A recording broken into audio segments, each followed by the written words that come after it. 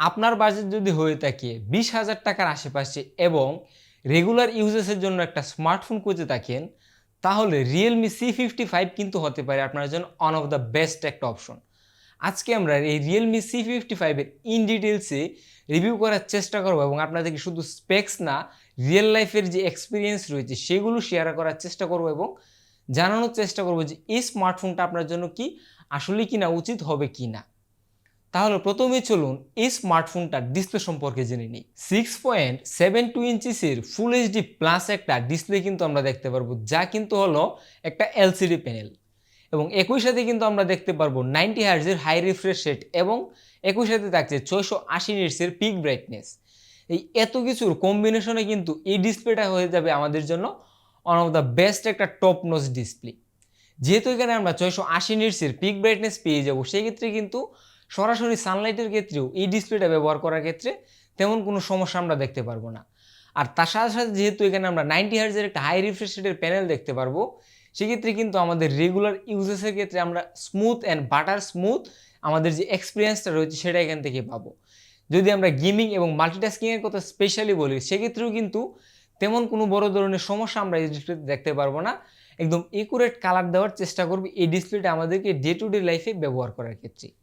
যদিও এখানে AMOLED display ব্যবহার করা হয় নাই, তারপরেও কিন্তু আমরা এনসিডি প্যানেল থেকে অন্যান্য এনসিডি প্যানেলের থেকে অনেকটাই ভালো রেজাল্ট আশা করতে পারি এবং দেখতে পারবো আমাদের রিয়েল লাইফ যে ব্যবহার বিধি রয়েছে সেখানে। তো ওভারঅল যদি এই ডিসপ্লেটার কালার অ্যান্ড এটার যে এক্সপিরিয়েন্স রয়েছে বা পারফরমেন্স রয়েছে সেটা নিয়ে বলতে হয়, তাহলে কিন্তু এই বাজেটের আশেপাশে হয়তো এর চেয়ে ভালো ডিসপ্লে থাকলেও এই ডিসপ্লেটা কিন্তু আমার কাছে একটা ব্যালেন্সড ডিসপ্লে মনে হয়েছে। শুধুমাত্র যদি ডিসপ্লে আপনাদের প্রায়োরিটি হয়ে থাকে তাহলে কিন্তু আপনারা অন্য স্মার্টফোনও দেখতে পারেন। তবে কোন স্মার্টফোনটা কিনবেন সেই ডিসিশন মেক করার আগে অবশ্যই এই ভিডিওটা ফুল দেখে নেবেন। এতে করে কিন্তু Realme C55 সম্পর্কে একটা ইন ডিটেলস ধারণা আপনার অবশ্যই এই ভিডিও থেকে পেয়ে যাবেন। এবং একই সাথে কিন্তু আমরা দেখতে পারবো স্মার্টফোনটা দুইটা কালারে অ্যাভেলেবেল। যদি এটা ডিজাইনের কথা একটু বলতে হয়, তাহলে কিন্তু আমরা বক্সি শেপের একটা ডিজাইন দেখতে পারবো, যা কিন্তু অনেকটা প্রিমিয়াম লুক আমাদের কাছে তৈরি করে দেয়। যদিও এটার যে ব্যাক প্যানেলের সাইড বডি ফ্রেমগুলো রয়েছে সবগুলোই কিন্তু প্লাস্টিক মেড, তারপরেও কিন্তু দেখতে আমাদের কাছে অনেকটা প্রিমিয়াম লুক দিচ্ছে। তবে যেহেতু প্লাস্টিক মেড, তাই কিন্তু হাত থেকে পড়ে যাওয়ার পর এটাতে স্ক্র্যাচেস পড়ার সম্ভাবনা অনেক বেশি পরিমাণেই থাকছে। একই সাথে যদি আমরা ডিসপ্লের চিন অ্যান্ড বেজেলগুলোর দিকে একটু লক্ষ্য করি, তাহলে দেখতে পারবো উপরে অ্যান্ড সাইডে কিন্তু অনেকটাই কম বেজেল রয়েছে, কিন্তু নিচের দিকে যদি একটু লক্ষ্য করি তাহলে দেখতে পারবো এখানের যে বেজেলটা রয়েছে সেটা কিন্তু অনেকটাই মোটা একটা বেজেল। তারা চাইলে কিন্তু আরও কিছুটা বেজেল এখানে কম রাখতে পারতো, এতে কিন্তু এটার যেই ফ্রন্ট ভিউটা রয়েছে সেটা কিন্তু দেখতে অনেকটা প্রিমিয়াম এবং সুন্দর লাগতো আমাদের কাছে। তারপরেও কিন্তু ওভারঅল যদি বলতে হয় তাহলে এটার যে বিল্ড কোয়ালিটি অ্যান্ড এটার যে ওভারঅল লুকটা রয়েছে তা কিন্তু অনেকের কাছে পছন্দের শীর্ষে থাকবে। একই সাথে কিন্তু এই স্মার্টফোনটাকে performance and power boost up করার জন্য কিন্তু এখানে ব্যবহার করা হয়েছে মিডিয়াটেক হেলিও G8080 12 ন্যানোমিটারের যে চিপসেটটা রয়েছে সেটা। যদিও এই চিপসেটটা অনেকটা পুরাতন একটা চিপসেট, তারপরেও কিন্তু অনেকটা স্টেবল একটা চিপসেটই আমরা বলতে পারি। এই 2023 সালে এসেও যদি আমরা 12 ন্যানোমিটারের চিপসেট ব্যবহার করি, তা কিন্তু অনেকটা ওল্ড ফ্যাশনই আমাদের কাছে মনে হবে।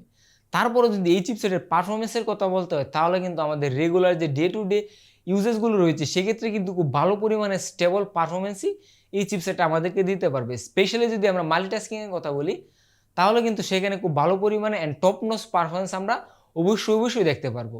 আর যদি গেমিংয়ের ক্ষেত্রে বলি, তাহলে কিন্তু আমরা মোটামুটি আমাদের ডে টু ডে লাইফে ব্যবহার করা প্রত্যেকটা গেমই আমরা আলট্রা বা হাই গ্রাফিক্সে খুব স্মুথলি খেলতে পারতেছিলাম। তারপরও যদি যখন আমরা একটু বেশিক্ষণ এই স্মার্টফোনে গেম খেলছিলাম, তখন কিন্তু একটু লেগিং এবং এটার যে ফ্রেম ড্রপিংয়ের ইস্যুগুলো রয়েছে সেগুলো দেখতে পারতেছিলাম, স্পেশালি যখন স্মার্টফোনটা একটু বেশি হিট হচ্ছিল। তবে আমরা যদি গেমসগুলো লো গ্রাফিক্সে খেলার চেষ্টা করি, তাহলে দেখতে পারবো কিন্তু কোনো ধরনের ফ্রেম ড্রপিং বা লেগিং অথবা হিটিংয়ের ইস্যু কিন্তু এই চিপসেটটাতে থাকছে না।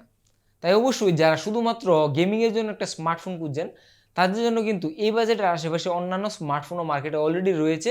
সেই বিষয়ে আমরা ভিডিও শেষে কথা বলার চেষ্টা করব। তবে ডে টু ডে লাইফে ব্যবহার করার ক্ষেত্রে কিন্তু ওয়ান অফ দ্য বেস্ট একটা চিপসেট হতে পারে এই মিডিয়াটেকের হেলিও G80। আর যেহেতু এই স্মার্টফোনটা আপনাদের রেগুলার ইউজেসের ক্ষেত্রে নেবেন, সেক্ষেত্রে কিন্তু রেগুলার আমরা আমাদের স্মার্টফোনের ক্যামেরাগুলো খুব বেশি পরিমাণে ইউজ করে থাকি আমাদের মোমেন্টসগুলো ক্যাপচার করার জন্য। সেই সাথে কিন্তু এই স্মার্টফোনটাতে আমরা দেখতে পারবো 64 মেগাপিক্সেলের একটা খুব বড় সড়ই মেন ক্যামেরা সেন্সর। তার পাশেই কিন্তু আমরা আরেকটা দেখতে পারবো 2 মেগাপিক্সেলের ডেপথ সেন্সর, যদিও এখানে আলট্রা ওয়াইড সেন্সরটা কিন্তু মিসিং। যদি আলট্রাওয়াইড সেন্সরটা দিতে পারতো তাহলে কিন্তু একের ভিতর সব টাইপের যে একটা কথা রয়েছে সেরকম একটা স্মার্টফোন ক্যামেরা কিন্তু এই স্মার্টফোনটা প্রোভাইড করতে পারতো। তবে মেইন শুটার যেহেতু আমরা 64 মেগাপিক্সেলের পেয়ে যাবো, সেক্ষেত্রে কিন্তু এটার যে ডিটেলস অ্যান্ড একুরেসি এবং কালারের কথা বলি তাহলে কিন্তু সবগুলোই থাকছে একদম টপ নচ। কেননা এখান থেকে কিন্তু আমরা একদম ন্যাচারাল যে কালারগুলো রয়েছে, খুব বেশি যেই স্যাচুরেটেড সেরকম কালার কিন্তু আমরা দেখতে পারবো না, শুধুমাত্র ন্যাচারাল কালারগুলোই এখান থেকে আমরা দেখতে পারবো। এবং যদি আপনারা একটু শেডো এরিয়াগুলো লক্ষ্য করেন সেগুলোও কিন্তু দেখতে পারবেন মোটামুটি ভালোই ডিটেলস ধরে রাখার চেষ্টা করেছে এই ক্যামেরাটি। এবং লো লাইটের ক্ষেত্রে বলতে গেলে কিন্তু লো লাইটও বেশ ভালোই পারফরমেন্স করছে, তবে একটু গ্রেনের দেখা একটু বেশি পাচ্ছে এখানে। এবং একই সাথে যদি আমরা নাইট মোডটাও অ্যাক্টিভেট করে নিই তাহলে দেখতে পারবো কিন্তু যে ইমেজগুলো রয়েছে সেগুলোকে কিছুটা স্মুথ করে ফেলছে এবং ডিটেলসগুলোও কিন্তু অনেকটা লস হচ্ছে এটা যদি নাইট মোডটাও অ্যাক্টিভেট করে নিই তারপরও। আর তারপরই কিন্তু এটা যে সেলফি শুটারটা রয়েছে সেখানে কিন্তু আমরা দেখতে পারবো 8 মেগাপিক্সেলের একটা বড় সড়ই সেন্সর, যা কিন্তু মোটামুটি আমার কাছে অনেকটাই আলট্রাওয়াইড মনে হয়েছে। এবং ইমেজ কোয়ালিটির কথা বলতে গেলে কিন্তু খুবই ডিটেলস ধরে রাখার চেষ্টা করছি এই 8 মেগাপিক্সেলের সেন্সরটি। তবে একটু লো লাইটের ক্ষেত্রে কিন্তু ইমেজগুলো এতটাও আশানুরূপ আমরা দেখতে পারতেছি না। আর যদি ভিডিওর কথা বলতে হয় তাহলে কিন্তু আমরা এটা যে রিয়ার ক্যামেরা রয়েছে সেখানে দেখতে পারবো 1080p এর 30 and 60 fps এ ভিডিও করার এবিলিটি, এবং এটা ফ্রন্ট ফেসিং ক্যামেরার মাধ্যমে আমরা 1080p এর 30 fps এ ভিডিও করতে পারবো, যা কিন্তু আমার কাছে একটা ভালো অপশন মনে হয়েছে, যেহেতু আমরা রিয়ারে অলরেডি 1080p এর 60 fps এ ভিডিও করার এবিলিটি পাচ্ছি। স্মার্টফোনটির সফটওয়্যার সেকশনে দেখতে পারবো অ্যান্ড্রয়েড 13 এর সাথে সাথে কিন্তু Realme UI 4.0। Realme UI এর স্পেশালি এই স্মার্টফোনটার ক্ষেত্রে কিন্তু আমরা স্পেশাল একটা ব্যাপার দেখতে পারবো, যা কিন্তু হলো আইফোনের মতো যে ডাইনামিক আইল্যান্ড রয়েছে সেরকম একটা বিষয় কিন্তু আমরা এই স্মার্টফোনটাতেও দেখতে পারবো, যা কিন্তু যখন আমরা স্মার্টফোনটাকে চার্জিংয়ে লাগাবো তখন কিন্তু উপরে ডাইনামিক আইল্যান্ডের মতো একটা অ্যানিমেশন হবে। হয়তো বা ইন ফিউচারে রিয়েলমি তাদের স্মার্টফোনে আপডেটের মাধ্যমে এখানে আরও অনেকগুলো অ্যানিমেশন ইমপ্লিমেন্ট করতে পারে, তবে এখন কিন্তু শুধুমাত্র আমরা চার্জিংয়ে যে অ্যানিমেশনটা রয়েছে সেটাই দেখতে পারবো। আশা করি ফিউচারে তারা অবশ্যই অন্যান্য যে প্রয়োজনীয় ফিচার্সগুলো রয়েছে সেগুলো ডাইনামিক আইল্যান্ডের মাধ্যমে আমাদেরকে যে অ্যানিমেট করার চেষ্টা করবে। এতে কিন্তু আমাদের যে ইউজার এক্সপিরিয়েন্স রয়েছে সেটা অনেকটাই ইমপ্রুভ হবে।